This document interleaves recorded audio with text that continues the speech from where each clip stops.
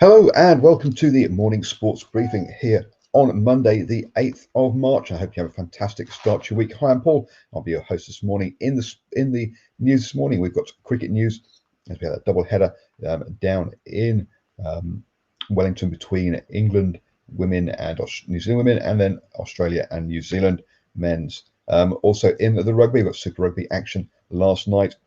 In the A-League, the Phoenix have been in action. We'll bring you up to speed with how Kiwi golf's are going in both the PGA and the LPGA. We'll also bring you up to speed with the basketball as well, with the action from the NBL. And then we've had some great Kiwi action in the skiing again, and then also up to speed with all of the action in the UFC 259 as well. It's your best way to start the day up to speed with all of the important sports news. And in the UFC 259, we had three Kiwi fighters in action. It was Carlos Olberg's debut fight, and he lost to Kennedy Nezchuwo, and he was looking good until in the second round, where his hands dropped and his head was up, which and obviously looking at fatigue probably taking its toll, and yes, a hook put him on the floor, and a flurry of punches meant that that one was called off. Over in the flyweight division, and Cara France took on Bonturin in that one, and in the first round, Cara France looked in trouble, being on the ground in submission holds for a lot of the round. He got up though, and with just seconds left in the first round, three punches put Bonturin on the floor, and it was all over. So a great finish there for Cara France with that one. He did not need to attack his opponent while he was on the ground with in that one. And then the headline was Jan Blachowicz up against Israel Adesanya in the light heavyweight division, with Israel stepping up a weight. This one went the full 5 rounds, with Israel unfortunately losing out by unanimous decisions across the three judges in that one. The also Amanda Nunes in the women's featherweight defended her title against Megan Anderson, but Petr Yan, the champion of the bantamweight division, he lost to Sterling, disqualified for an illegal knee in that one. Moving on then to the skiing, and it was giant slalom action in Slovenia, with Alice Robinson taking part in that one. She started off in the number 10 bib, and finished 7th on the first run, so pick up a few places there.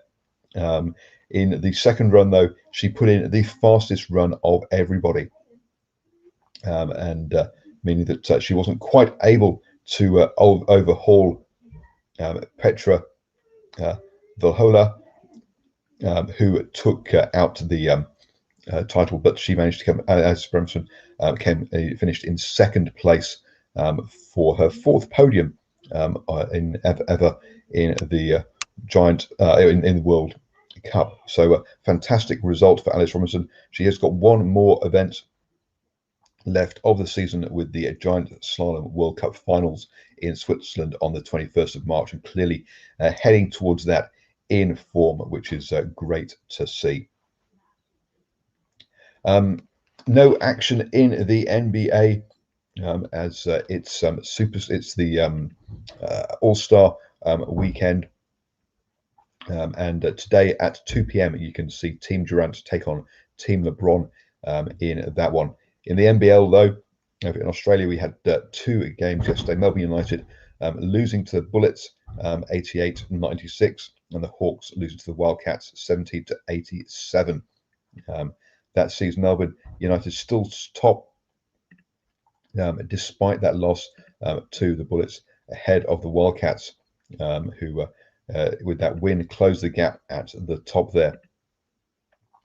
The next games are on Wednesday, with the Breakers taking on the Taipans. That'll be at 7 p.m. in New Zealand time. Also, the Southeast Melbourne Phoenix will take on Melbourne United in that one. So those next up on Wednesday.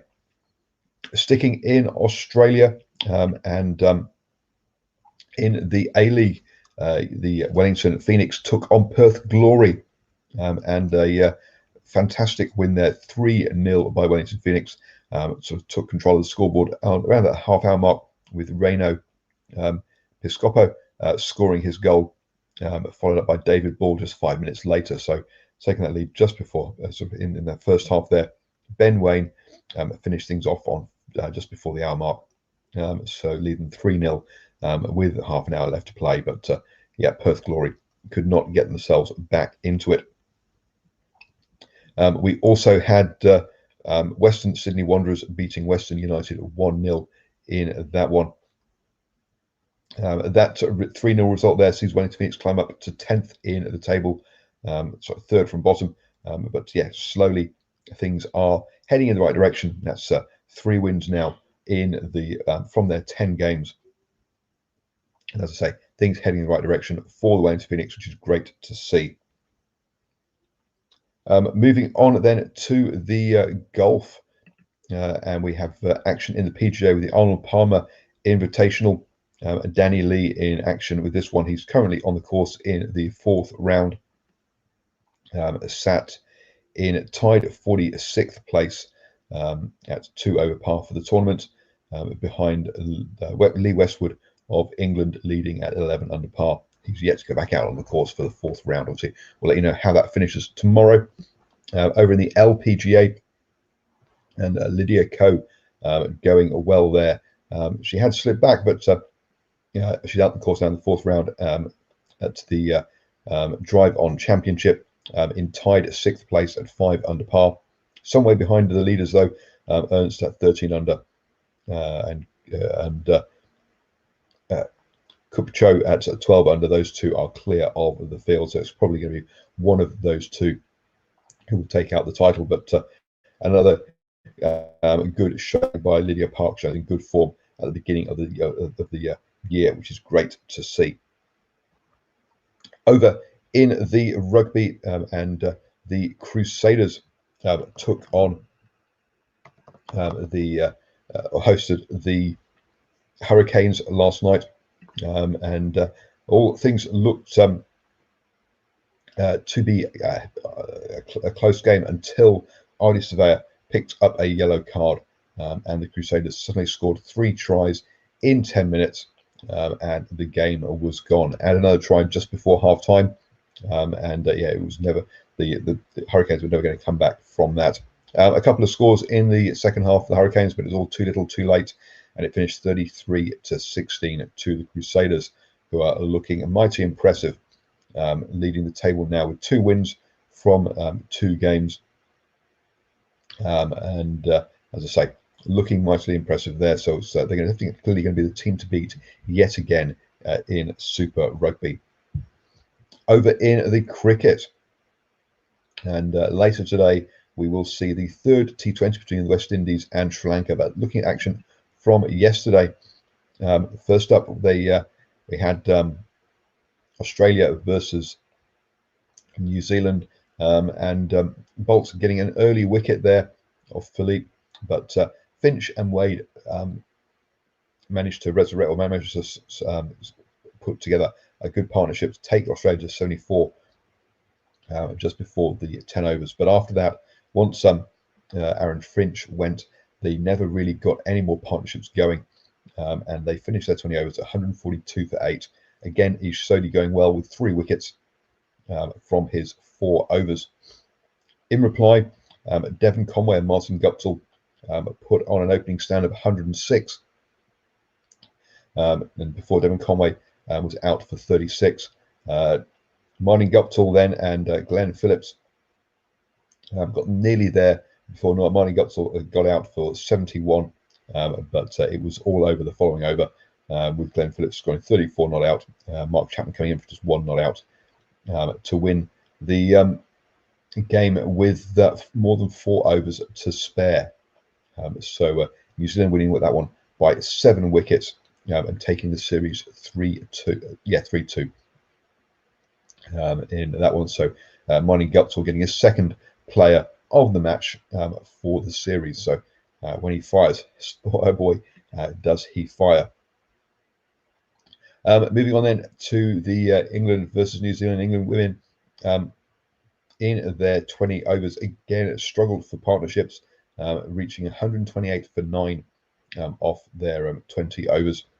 Sophie Devine with 3 wickets led the bowling attack, but a couple of 2 run-outs also helped. So good fielding from that point of view to restrict England to 128. Top score was Fran Wilson, not out with 31. Unfortunately, New Zealand women were in trouble early on, losing 2 wickets in the opening over to struggle at 2 for 1. Amy Shuttleworth and Amelia Kerr put together a bit of a fight back, but it was never enough. And New Zealand were all bowled out for 96 off 18 overs. Maddie Villas with 3 wickets led the bowling attack for the English there.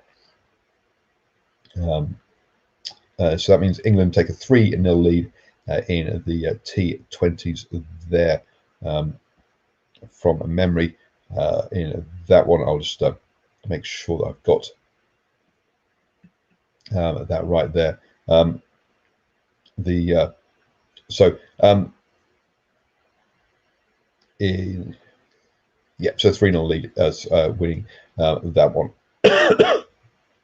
You have now started the day the best way up to all the important sports news. Have a wonderful start to your week, everybody.